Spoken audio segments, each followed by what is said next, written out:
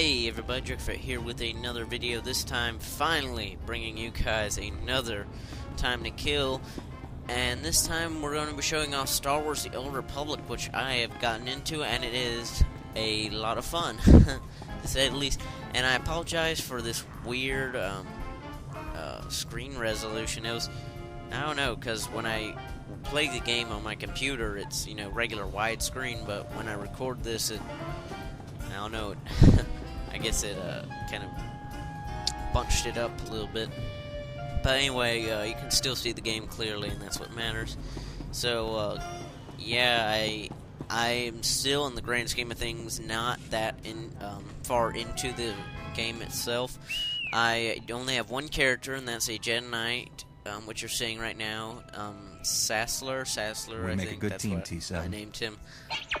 I named him a long time ago because I initially, when the game came out, I wanted to play it, but I couldn't get to work.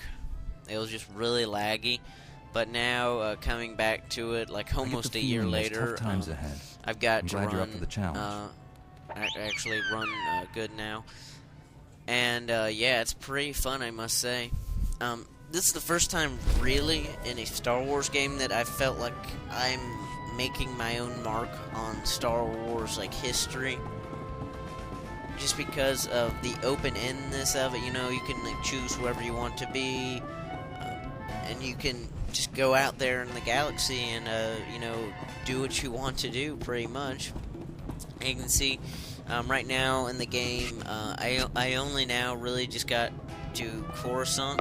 So I'm not that far into Coruscant and the Jedi Knight story missions, and we just popped in there in a cantina, and I talked to my droid, which is a undeniably cute little astromech droid, T7, very much like R2-D2, and full of wittiness and stuff, just like R2.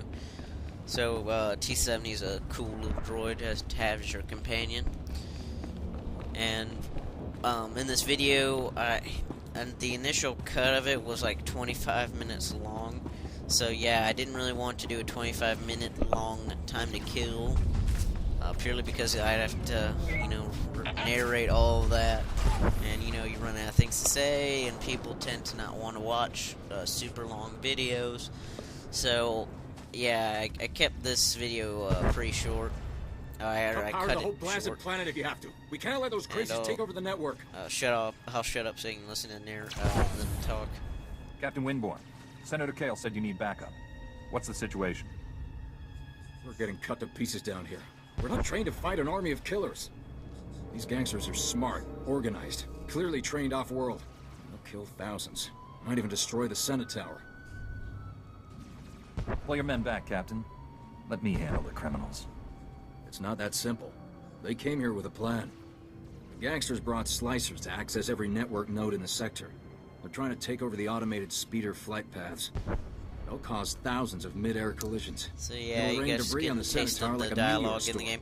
And normally I'm not one for MMOs for a multitude of reasons. First off, I guess I'm not what you'd consider a social gamer. I prefer single-player games, you know, just for the fact that, we need to push them back, you know, a lot of people out there that do play MMOs, you know, there's a lot of jerks out there, and I don't like being forced into situations where I have to, like, you know, like, go out there and get, like, a bunch of people together and stuff, and do some. But what I really like about the Old Republic is that, in many ways, it is a single-player MMO, because it does not force you into, like, big group scenarios at all. You don't have to, like, I mean, it's really optional if you want to, like, you know, get a big group of people and go do stuff. That's what they have, like, the war zones for. So I really like that the Old Republic just lets you do what you want, doesn't force you into these big encounters and stuff. I mean, I have no problem, like, as you'll see here, some other Jedi are doing the same side mission at the time that I'm doing it. And so, you know, if I see them, you know, fighting a difficult enemy and stuff, you know, I'll jump in and help them out. So I have no problem doing that and stuff. It's just like, you know, having, like, like stay with them for an amount of time to do like a big mission and stuff like that. That's why I'm not a huge fan of. You can see there I had to bring back T7 because he got shut down, I guess you could say.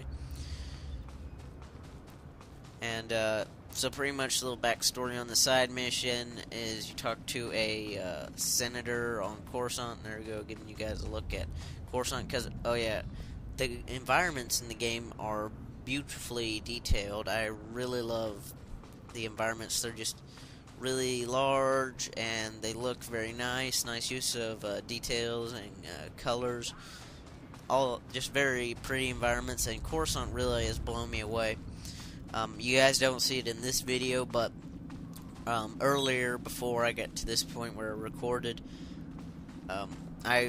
you visited, obviously, the Senate building on Coruscant. That's where you talk to the senator, but it just looks really nice, just like standing in front of it and like seeing the whole huge scope of it, pretty much just like in the movies.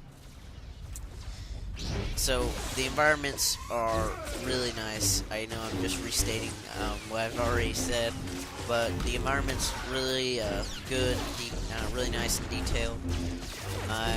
And I haven't even gone to a bunch of worlds yet. I've just been to the Jedi Knights starting world, Tython, and now I'm here in Coruscant. So yeah, I look forward to visiting some other familiar Star Wars worlds like Tatooine, Hoth. I think Hoth's in this.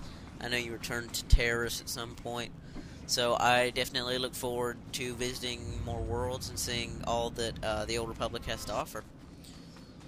So, yeah, again, getting back to this mission, the senator talked to you about how this Merchants Guild has gotten corrupted, and they're pretty much a bunch of gangsters now.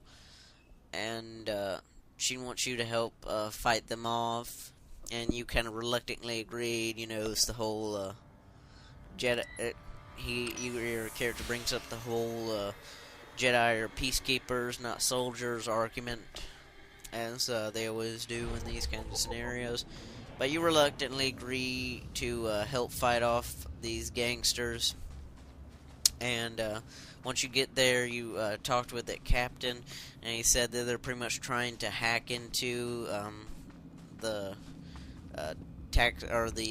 automated speeder control tower or something like that, and pretty much trying to get a bunch of the speeders to crash midair and pretty much destroy the Senate tower. So you gotta help fight them off and make sure you lock down these security nodes before they can do that. So the combat in the game is really fun. It might look a little bit repetitive just from watching this video and stuff, but it actually is pretty cool. I mean, it looks nice. You pretty much just click on these different attacks wherever you want to do. You have a bunch of different attacks that you can train and stuff like that. Already, I probably have like 5 different attacks that I can do. Right now, you're just seeing like kind of the basic striking attack. But I also have like this attack where you like jump up and like do like a stun a whole group of enemies. That's good for fighting off a bunch of enemies. Also, you have what else? You have this kind of like attack that combines like striking with your lightsaber. Yeah, I just did that. Striking with your lightsaber and like doing a forced push. And you can see I just stop right there after I see that huge war droid. I'm like, whoa! Back off there for a second. Yeah, if I had proceeded, I would have certainly died. So yes, you are not invulnerable if you were like to get that out of the way. You know, if you're a Jedi or a Sith, you are not like Superman. You will die if you are in over your head. So, yeah, definitely do not take on those huge boss enemies unless, 1, you're either super powerful, or 2, you're with a large group of people. So I was definitely not going to fight that droid because I would have certainly died.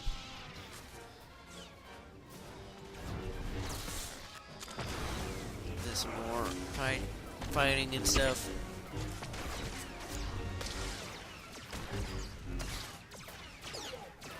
Yep, So, again, the combat in the game is fun, and it looks great, too. So, that's pretty cool. You also have a looting mechanic on the Dead by, similar to the Knights of the Old Republic games, if you've played them. So I picked up some stuff from that dead gangster again, taking another look at that huge war droid. Yep. And as you saw, I kind of jumped off the elevator there, so I took some fall damage, but not too much.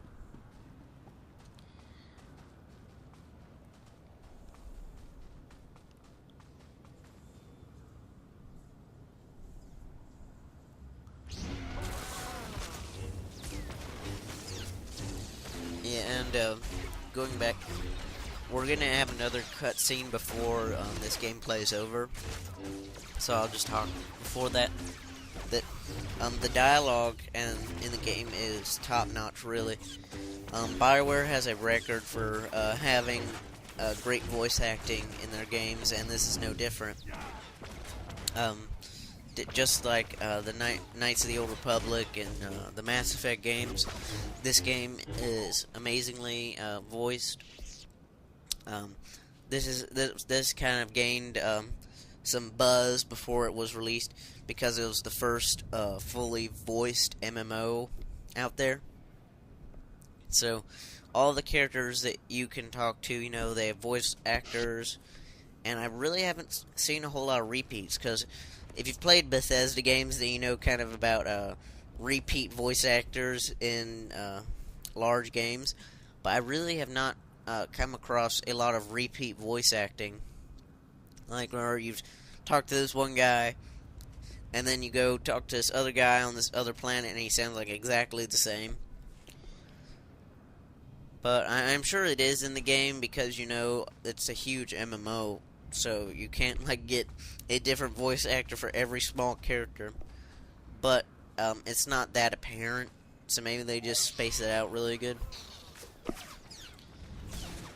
Fighting this saber droid, and you can see T7 kicking some butt. He's shooting blasters and lasers and all, and electricity bolts and everything. It's just T7's a badass little droid, I have to say. He has a lot of health, and he has a bunch of firepower for an astromech droid. So it's a very cool little droid. And I was just checking out there, see if there was anything I could jump onto below that. Thankfully, I did not jump in without looking, or else I would have died.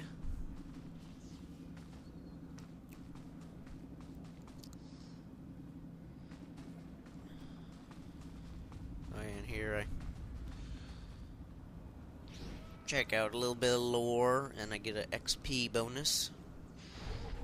And, see, there's where I edited out a good bit, because actually we got a little turned around in this side quest, trying to find where these terminals were that I could lock down. So a good bit of this gameplay was just me like running around trying to find these terminals, and then taking down some enemies along the way. So I did find them and stuff. And I'll shut up while this cutscene plays.